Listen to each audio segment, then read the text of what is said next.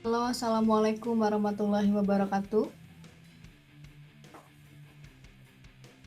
Di sini buat kelas 9 kita akan mulai pembahasan latihan US2 PJOK.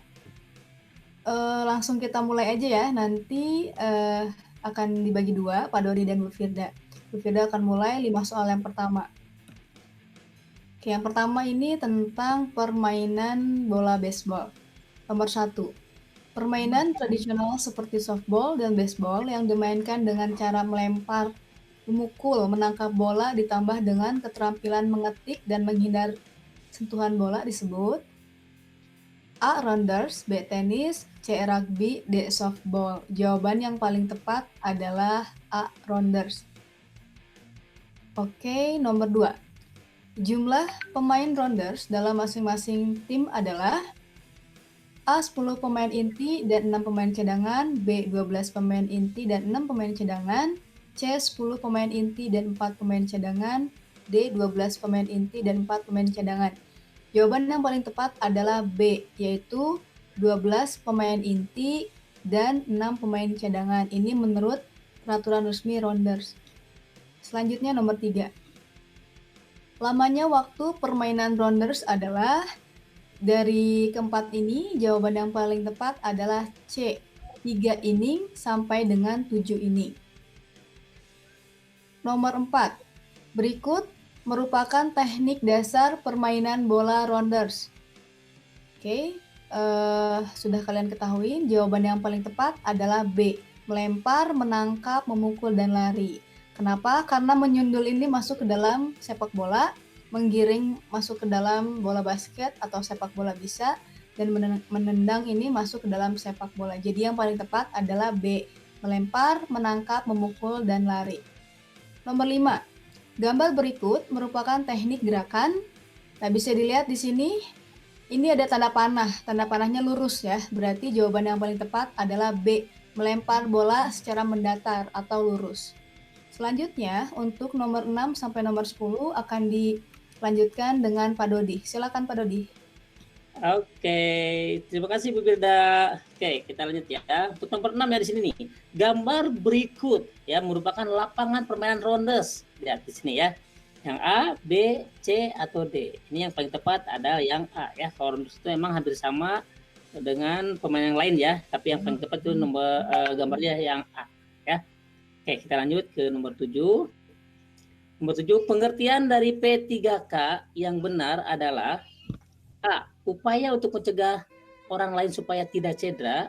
B. Aktivitas yang dilakukan untuk membuat orang lain sehat. C. Kegiatan yang dilakukan dalam rangka pengurangan resiko cedera olahraga. Dan D. Upaya memberikan pertolongan dan perawatan sementara secara cepat dan tepat. Oke, ini dari segini aja udah kelihatan ya. Berarti jawaban yang tepatnya adalah yang D ya. Oke, untuk nomor 8. Nah, ini kepanjangan dari P3K adalah A. Pertolongan pertama pada kecelakaan. B. Pertolongan sementara. Nah, dari P3K berarti P-nya udah ada 3 ya. Berarti yang ada P3 berarti P-nya ada 3, yang A yang tepatnya ya. Nomor 8 itu adalah A ya. Oke, nomor 9. Berikut ini merupakan prinsip P3K kecuali, prinsip-prinsip di sini banyak banget ya. Yang pertama, bersikap tenang. B. Tidak panik. C. Memberikan pertolongan dengan cepat dan tepat. D. Tidak membawa korban ke rumah sakit. Oke, di sini yang paling tepat tuh ya prinsipnya yang kecualinya ya, tidak membawa korban ke rumah sakit. Nah, ini bahaya ya kalau tidak membawa korban ke rumah sakit, berarti bisa wah si korbannya jadi lebih parah cederanya ya. Yang nomor 10. Berikut merupakan tujuan dari P3K kecuali, ini tujuannya ya. Yang A. Menyelamatkan jiwa atau hidup seseorang. B. Mencegah kondisi memburuk atau cacat. D. Memberikan rasa nyaman dan menunjang penyembuhan. D. Mencegah kondisi membaik. Oke, hati-hati ya, jangan terjebak ya di sini kecualinya.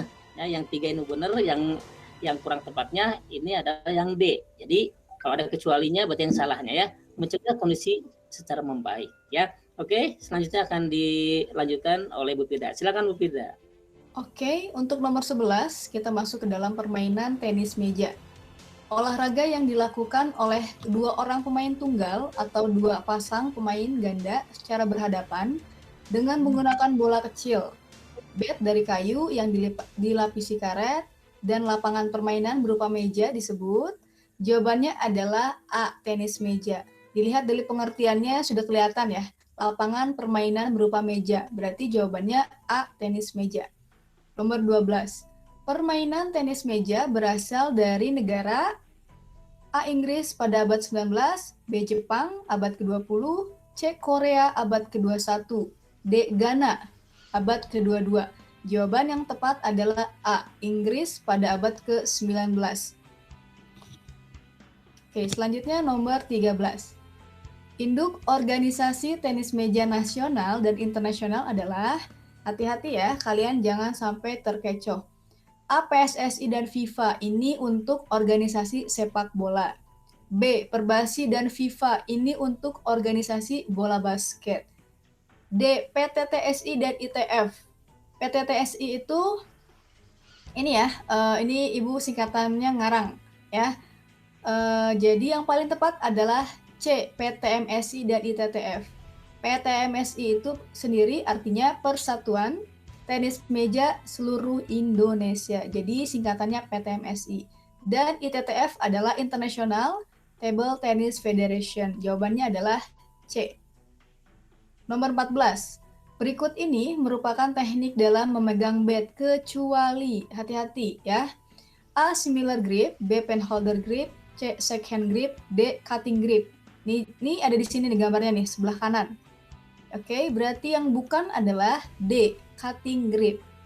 Nomor 15. Gambar berikut yang sebelah kanan ini merupakan teknik pegangan A. Shake-hand, B. Penholder, C. Similar, D. American grip. Nih, jawabannya adalah shake hand grip. Kenapa shake hand grip? Terlihat dari gerakannya sendiri, ini seperti menyerupai jabat tangan, ya, dengan telunjuknya agak dinaikkan sedikit. Hampir sama dengan similar, hati-hati ya. Perbedaannya ada pada telunjuknya. Selanjutnya, nomor 16 sampai 20 akan dilanjut dengan Pak Dodi. Silakan Pak Dodi. Oke, lanjut ya. Nomor 16. Nah, di sini konsentrasi kalian ya.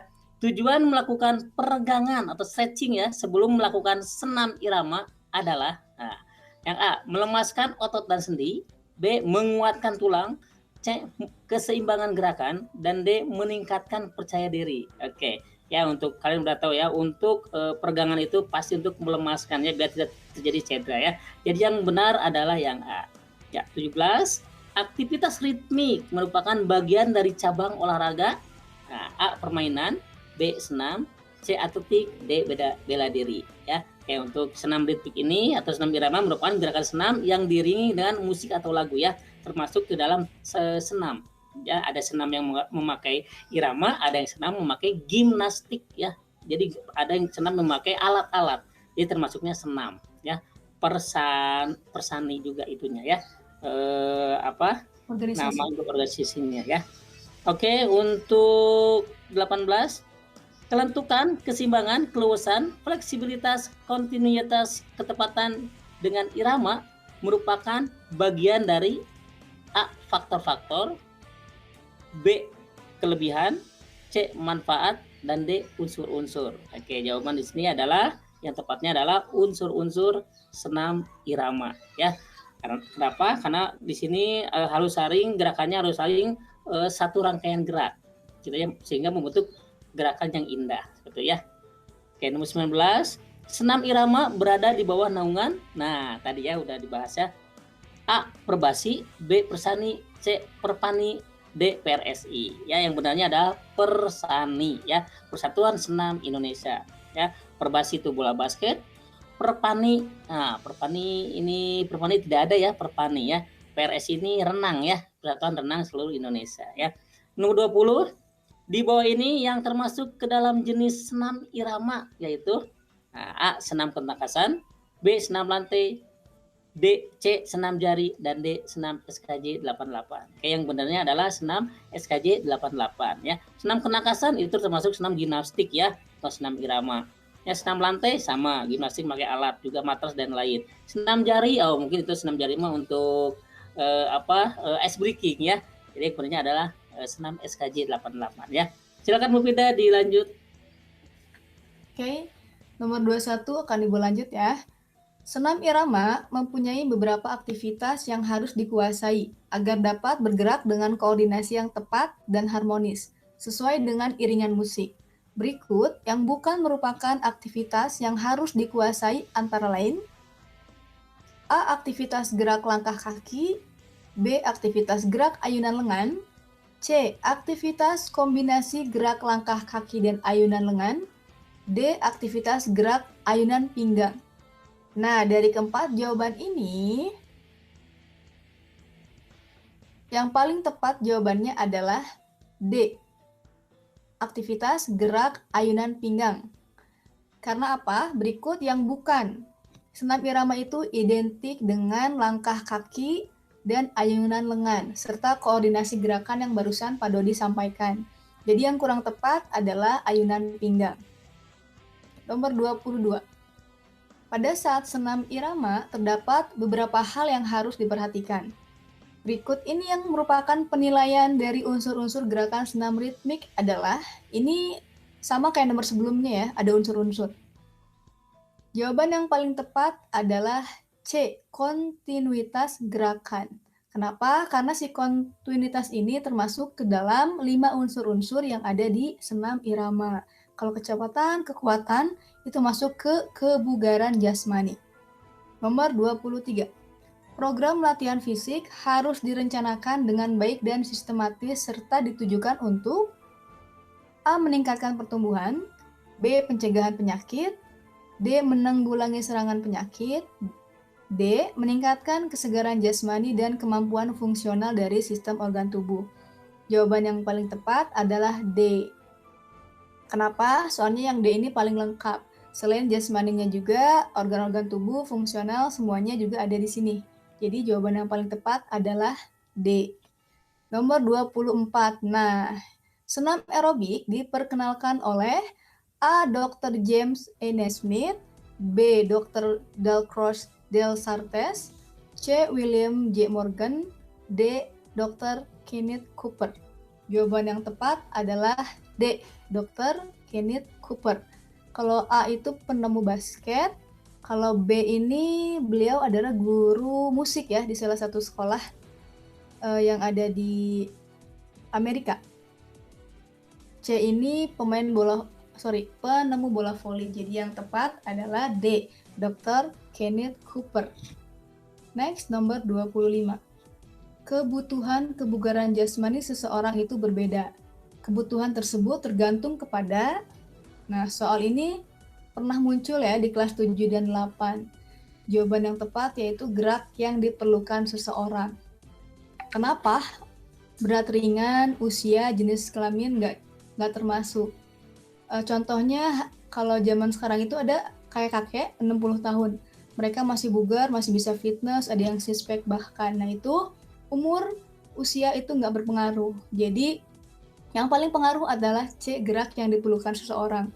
Walaupun kamu udah tua, udah lansia, sehari-harinya pekerjaannya berat, butuh tenaga yang lebih, itu termasuk ke dalam kebugaran jasmani seseorang itu yang bagus. Berarti jawabannya itu C ya, gerak yang diperlukan. Nomor 26 sampai 30 akan dilanjut dengan Pak Dodi. Silakan Pak Dodi. Oke, langsung saja ya. Nomor 26. Kebugaran jasmani diperlukan seseorang untuk dapat A. Menunjukkan performa yang baik, B. Meningkatkan kinerja, C. Membentuk tubuh yang elastis, D. Mengerjakan pekerjaan tanpa kelelahan. Oke, sebenarnya di sini hampir sama semuanya ya, bisa ya. Cuma yang lebih tepatnya itulah D. Ya, hampir sama dengan definisinya. Ya, jadi mengerjakan pekerjaan tanpa kelelahan yang berlebihan. Gitu ya. Jadi yang tepatnya adalah D ya. Oke, nomor 27. Salah satu bentuk latihan untuk meningkatkan kelincahan adalah, nah ini kelincahan ya. Tanpa kehilangan keseimbangan artinya ya. Yang pertama A. Sateran, B. Squat jam, C. Squat thrust, D. Lari 40 sampai 60 meter. Oke, di sini antara sateran dan squat thrust bisa ya, tapi kalau ada di sini yang lebih tepatnya adalah sateran ya. Shatteran untuk melatih kelincahan, Scott Jump untuk kekuatan, Scott Rush kekuatan dan kelincahan juga bisa ya. Tapi yang ininya Scott Rush, Shatteran ya. Yang D lari 40 meter itu untuk melatih kecepatan ya. Oke, nomor 28. Berikut merupakan manfaat dari latihan lompat tali atau skipping, kecuali nih skipping ya kalian tuh. Ya, A. Menyehatkan kesehatan kardiovaskuler atau jantung paru. B. Melancarkan pencernaan. D. Melatih pernapasan. D. Melatih otot kaki. Nah, di sini hati-hati ya. Di sini ada jebakan ini, kecuali berarti yang tidak benarnya ya. Yang jawaban yang benarnya adalah melancarkan pencernaan. Lihat kecualinya ya.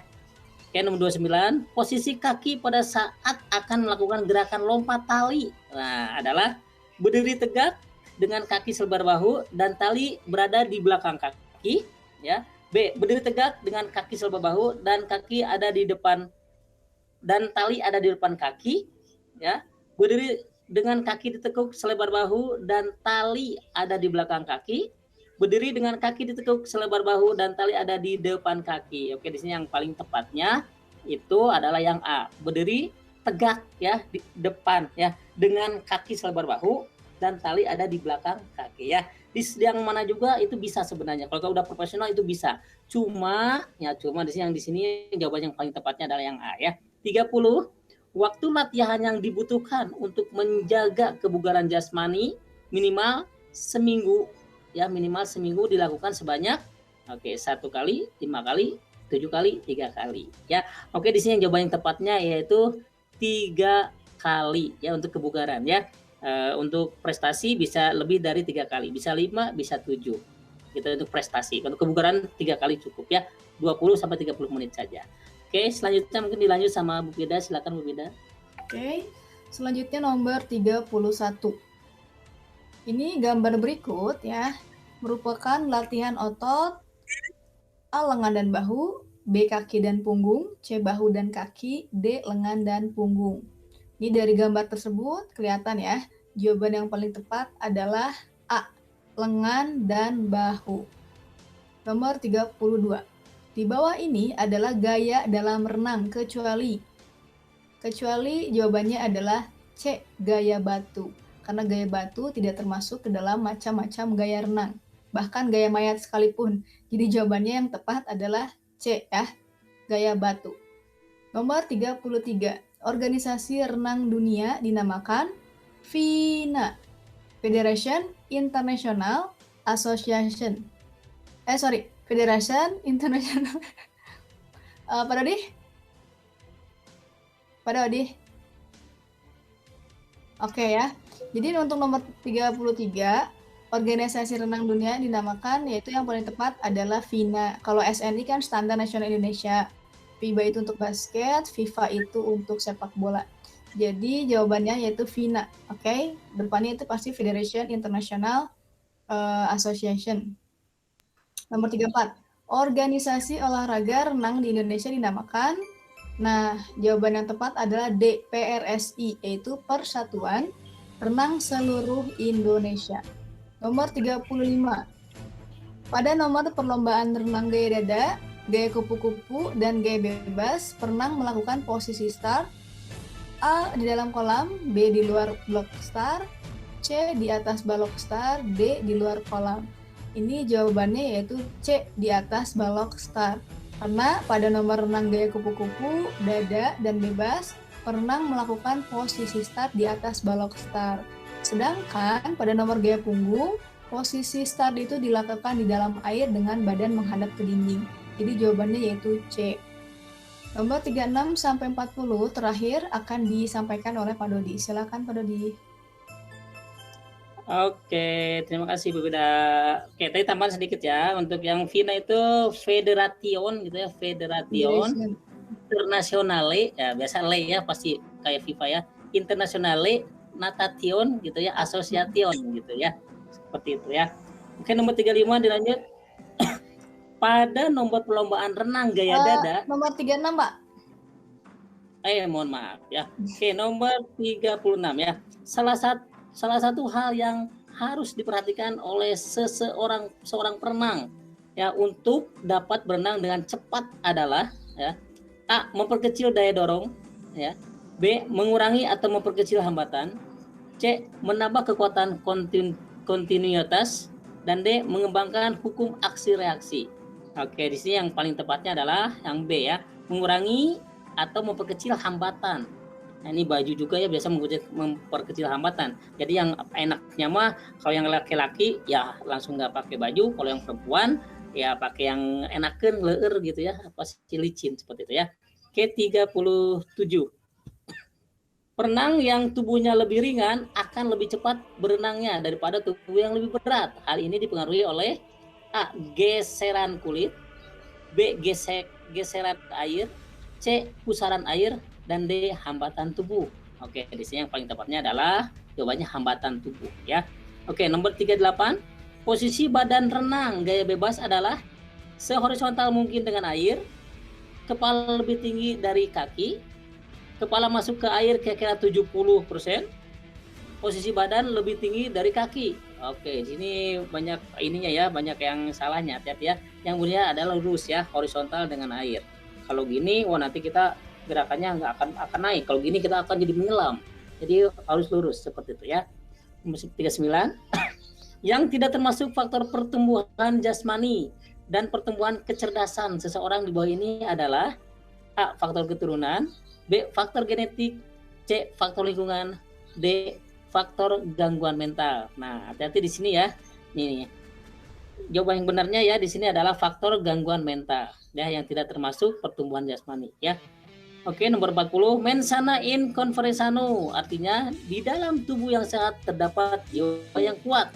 Nah, salah satu cara untuk menunjang tercapainya pepatah itu adalah dengan cara A. Olahraga secara teratur, B. Istirahat yang teratur, C. Makan makanan yang bergizi tinggi, D. Semua jawaban benar. Oke, pas banget ya di sini. Olahraga secara teratur benar, istirahat yang teratur benar, makan makanan yang bergizi benar juga. Berarti jawabannya adalah yang D. Ya, luar biasa ya. Terima kasih alhamdulillah untuk soal-soal 40 sudah kami berikan ya pembahasannya.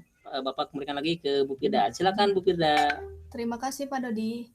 Oke, alhamdulillah untuk pembahasan US kedua kelas 9 ini telah selesai. Ada 40 soal PG. Silahkan kalian baca dan cermati dengan seksama untuk persiapan latihan US 3 dan US yang selanjutnya. Dari Pak Dodi dan Bu Firda sekian. Terima kasih sebelumnya. Kalau ada kesalahan dari kami, mohon maaf sebesar-besarnya. Assalamualaikum warahmatullahi wabarakatuh. Dadah. Sampai ketemu US 3. Hey there. Subscribe to my channel. And also press this bell icon.